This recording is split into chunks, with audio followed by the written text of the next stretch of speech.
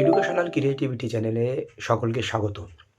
শেষ পর্যন্ত ৩২,০০০ প্রাথমিক শিক্ষক-শিক্ষিকা নিয়োগ যে সিঙ্গেল বেঞ্চে অভিজিৎ গঙ্গোপাধ্যায়ের অর্ডারে বাতিল হয়েছিল, প্রিয়াঙ্কা নস্কর মামলা, যার কেস নম্বর ছিল WPA 2187 অফ 2023, 12/5/2023 অর্ডার হয়েছিল। সেই মামলা নির্ঘণ্ট বেজে গেল। হিয়ারিং ফর আপিল লিস্টেড হলো ডিভিশন বেঞ্চে আবারও। খুবই শীঘ্র, বলা যেতে পারে সামনের উইকে এই মামলার আবারও শুনানি হতে পারে। তো এই মামলার সামান্য ইতিহাসটি আমরা ঘেঁটে নিই ও নতুন আপডেট কী আছে আর বিস্তারিত আমরা জানবো। তাহলে আপনারা বুঝতে পারবেন, অনেকে মনে নেই বা অনেকে জানেন না, অনেকে নতুন, ব্যাপারটা ইন্টারফেয়ার করেনি। ও তাদের জন্য আমি এই ব্যাপারটি একটু ডিসকাস করেই আমি ফাইনাল আপনাদের আপডেট সহ লাইভ আপডেট সব কিছুই দেখাবো। বিস্তারিত দেখবেন যে সিঙ্গেল বেঞ্চে যে অর্ডার হয়েছিল অভিজিৎ গঙ্গোপাধ্যায়ের বেঞ্চে, justice Abhijit Gangopadhyay, WPA 2187 of 2023, Priyanka Naskar মামলা ভার্সেস ওয়েস্ট বেঙ্গল। সেখানে যে অর্ডারটি হয়েছিল 12/5/2023, সেখানে প্রার্থীদের 32,000 শিক্ষক শিক্ষিকা নন ট্রেন শিক্ষক শিক্ষিকা ছিল। কারণ 2017 সালে দুটো ভাজের নিয়োগ হয়েছিল, যেখানে 10,000 11,000 ক্যান্ডিডেট ট্রেন ক্যান্ডিডেট ও 32,000 ক্যান্ডিডেট নন ট্রেন ছিল। তো সেই নন ট্রেন শিক্ষক শিক্ষিকাদের চাকরি বাতিল হয় 32,000। এটা 2014 থেকে 2017 সালে নিয়োগ হয়েছিল। তো এখানে বলা হয় যে এই সমস্ত শিক্ষক শিক্ষিকা যতদিন এই 32,000 প্যানেলকে আবার নতুন করে রিপ্যানেল করতে হবে, বা নতুন করে এটা আবার রেডি করতে হবে, করে আবার নিয়োগ পাবে। আর যারা নিয়োগ পাবে না তারা চাকরি তাদের থাকবে না। এরকম একটি অর্ডারের সঙ্গে বলা হয় যে 4 মাসের মধ্যে এটা কমপ্লিট করতে হবে ও তারা বেতন পাবে প্যারা টিচারের সমতুল্য এই 4 মাস। বা এই 4 মাসের মধ্যে আরও একটি কথা থাকে, কারোর যদি এজ সম্পূর্ণ হয়ে যায়, সেই এজ নিয়ে কোনো সমস্যা হবে না। এজটা যদি বেড়েও যায় তাতে কোনো সমস্যা নেই, এরকম একটা ব্যাপার ছিল। এটা নিয়ে তার 3-4 দিনের মধ্যেই আবার ডিভিশনের চ্যালেঞ্জ হয় ও ডিভিশনে এটা নিয়ে শুনানি হয়। জাস্টিস সুব্রত তালুকদার এবং সুপ্রতিম ভট্টাচার্যের ডিভিশন বেঞ্চ, ম্যাট 873/2023, এটা শুনানি হয়েছিল। সেখানে স্যালারিটা স্টে করেছিল, যে প্যারা টিচারের সমতুল্য যে স্যালারিটা দেওয়া হবে, সেই স্যালারিটা স্টে করে সিঙ্গেল বেঞ্চের রায়কে বহাল রাখে যে 32,000 প্যানেলকে আবার সুন্দর করে রিপ্যানেল করে সাজাতে হবে, আর যারা চাকরি পাবে, যারা থাকতে পাবে না, তারা এটা বহাল রাখে।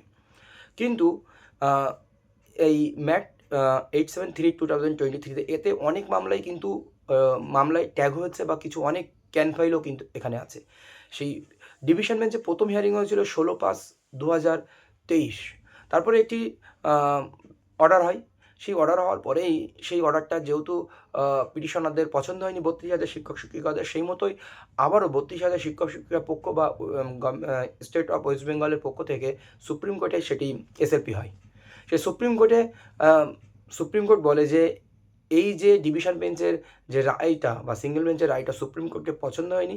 এই আল্টিমেট ব্যাপারটি কি, ফাইনাল ডিসিশন নিতে হবে ডিভিশন বেঞ্চকে। মামলাটি ডিভিশন বেঞ্চে ফিরে আসে। ডিভিশন বেঞ্চে ফিরে আসার পরে সেটি 4/9/2023 একটি হিয়ারিং হয়েছিল সৌমেন সেন এবং উদয় কুমারের ডিভিশন বেঞ্চে। তারপরে সৌমেন সেনের ডিভিশন প্রথম হিয়ারিং হয়েছিল। সৌমেন সেন এবং উদয় কুমারের, জাস্টিস সৌমেন সেন ও উদয় কুমারের ডিভিশন বেঞ্চে এটি অনেকবারই শুনানি হয়েছে, ঠিকভাবে সেটা শুনানি হয়নি বা বারবার লিস্টেড হয়েছে। এর শেষ হিয়ারিং হয়েছিল 17/1/2024, 2024 সালের প্রথম দিকে, জানুয়ারি মাসে। 1 বছর এখনও শুনানি হয়নি। কিন্তু যারা 32,000 প্যানেলের বাতিলের পক্ষে, তাদের পক্ষ থেকে মামলাটি আবারও কিন্তু আপিল করা হয়েছে হিয়ারিংয়ের জন্য। এমনকি মামলা লিস্টেডও আছে। আপনারা জানেন যে division bench court number 8, justice Harish standard and justice Prosenjit বিশ্বাসের বেঞ্চে এটি কিন্তু শুনানি হবে। এটা বর্তমানে 137 নাম্বার সিরিয়ালে রয়েছে। এই 137 নম্বর সিরিয়ালে বর্তমানে প্রায় এখানে 25টি ক্যান ফাইল রয়েছে এবং 44টি মূল মামলা ট্যাগ হয়ে আছে, আর 25টি ক্যান ফাইল মূল মামলার সঙ্গে যুক্ত হয়ে আছে। 137 নম্বরের সিরিয়ালে আছে। তো বলা যেতে পারে এই যে মামলাটির নির্ঘণ্ট বেজে গেছে, খুব তাড়াতাড়ি 1 সপ্তাহ 10 দিনের মধ্যে কিন্তু এর শুনানি হতে চলেছে। তাহলে এটা কি 26,000 সুপ্রিম কোর্টে যে এসএসসি শিক্ষক শিক্ষিকার চাকরি বাতিলের যে ব্যাপারটি রয়েছে, সেটার মতো হবে কি সেই ভয়ে কিন্তু ৩২,০০০ শিক্ষক শিক্ষিকা এক প্রকার রয়েছে, বা আমরা বিভিন্নভাবে শুনতে পাচ্ছি, বা অনেকে জিজ্ঞেস করছে, অনেক শিক্ষক শিক্ষিকারা পরিচিত, যে কবে শুনানি হবে? আমাদের আবার ২৬,০০০ এর মতো হবে না তো? যে যোগ্য অযোগ্য পৃথক করা, এরকম একটি ব্যাপার টেনশনে যে রয়েছে ৩২,০০০ এর ক্ষেত্রেও এমনটাই এক প্রকার টেনশন অবশ্যই কাজ করে। সেটা আমি হলেও আমারও সেই একই টেনশন কাজ করবে। কিন্তু একটা কথা এখানে ফাইনালি বলা হবে যে যোগ্যদের চাকরি থাকবে, অযোগ্যদের চাকরি চলে যাবে, এটাই সবাই আশা করে। কিন্তু ৩২,০০০ এর মধ্যে সবাই কি আর অযোগ্য না? পশ্চাৎ অবশ্যই বাস্তবে যোগ্যকে অযোগ্যকে। অযোগ্যদের চাকরি চলে যাক, যোগ্যদের চাকরি থাক, এই আশা আমরা অবশ্যই রাখবো। চলুন আমরা লাইভ আপডেটগুলো একটু দেখে নিই।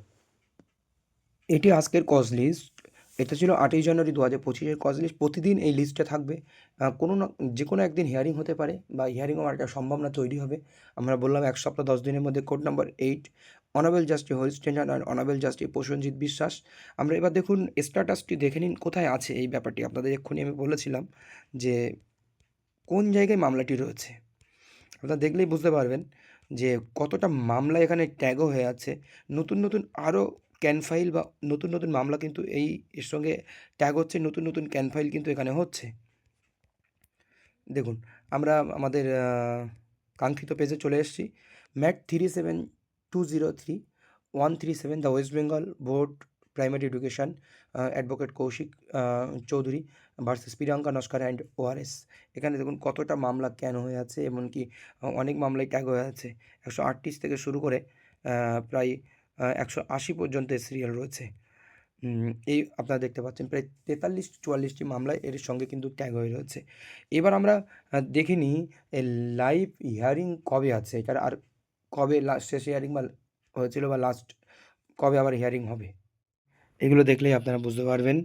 এই যে কেসটা 870-2023 বর্তমান যে লিস্টেড আছে, petitioner advocate West Bengal board of primary education.